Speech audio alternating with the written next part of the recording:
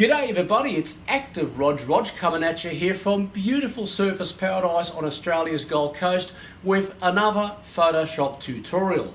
Now, a lot of people have asked me, hey Rog, how do you do something like this? Have text follow around a circle or follow a path?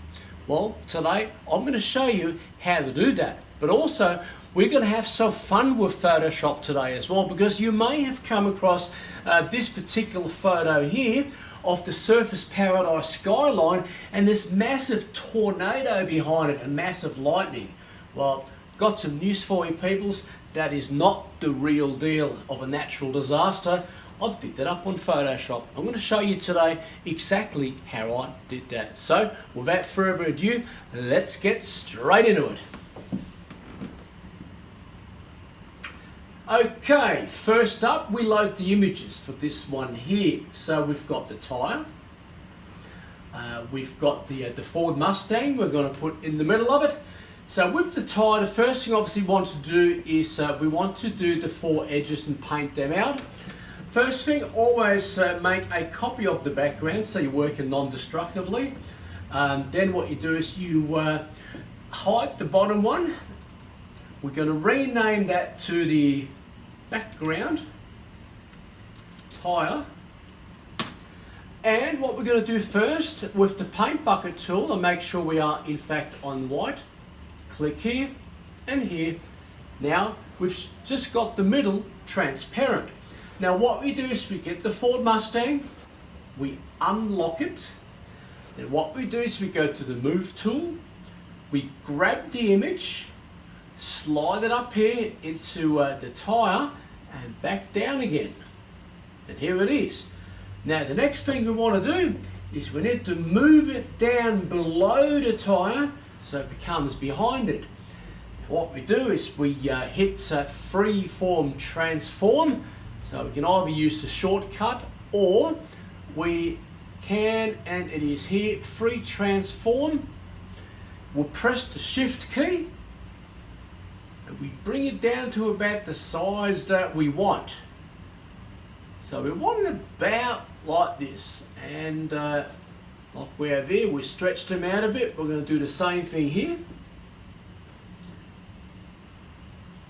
Then bring it down to size. And we stretch it out like that. Move, apply, we're done. Now what we do is we use the ellipse tool. Now we need to make sure up here where you can select between shape, paths and pixels that we are in fact in path. What we then do is go to what we can see as maybe the middle of the image. We hit the shift and the alt key and we drag out the circle. Now it's not quite perfect where we want it, but we can always move it later on. Okay, now what we do is we go to the text tool. You want to do roll it over, so changes like this.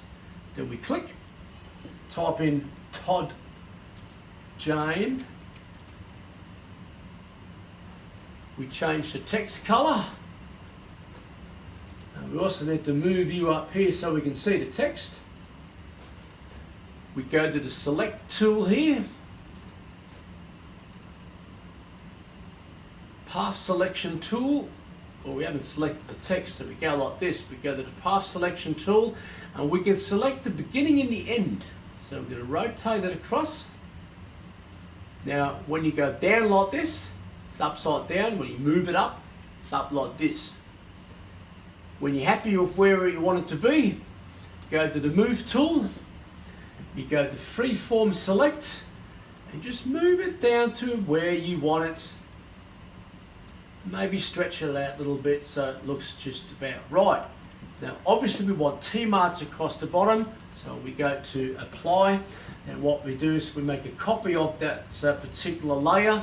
So we've got a copy of it, we select the text, we go to the select tool down here and we rotate it around where you want it. Now we change the text, T-marks, Now obviously it's not quite right, so we go up to the move tool, go to freeform select, hit the shift button, you drag it out to where you want it, bring it out, and that, people, is how you create that. Very, very simple. So there you have it. Very, very simple to do. So what we're going to do is we're going to shut these images down, and we're going to create that photo here. Now, what we need to do here, there's a few ways of doing it. What we need to do is we need to blank out the background. So what we do is we go to the magic wand tool, and we just click. And then what we do is we zoom in, fix up any little discrepancies. This is a very high quality image. And then basically bring it down like so. And you'll find your tolerance settings have a lot of bearing on how you're going to work with an image. Because obviously if the tolerance is too high, it'll start going over into the actual image. So we'll just clean these up a little bit. Okay. That all looks pretty good to me. Now we want to select not the sky, but we want to select the image. So what we go is we go to select, we invert. Then what we do is we go to select and mask. Now you can actually look at different backgrounds, what it looks like on an overlay, for example, so you can see what the halo effect is like. Now it is pretty good here. Now we know the Hilton Hotel actually does have a blue halo around it because of the concrete formwork on it. So to me, this picture looks fine. So all we really want to do is maybe just shift the edge back a little bit. And you want to change it to a layer mask. Hit the OK button, and there you go. So what we need to do now is we need to find the picture with the tornado and lightning. Drag it in here. Now we do want to select the entire image, because what we want to do is we want to flip it around. So image rotation, because we want the lightning on this side over here. Go back to the move tool, drag it up into your skyline. I've got to unlock it first, don't we? And then drag it into the skyline, pop it in the back. Now what you want to do is you want to size it.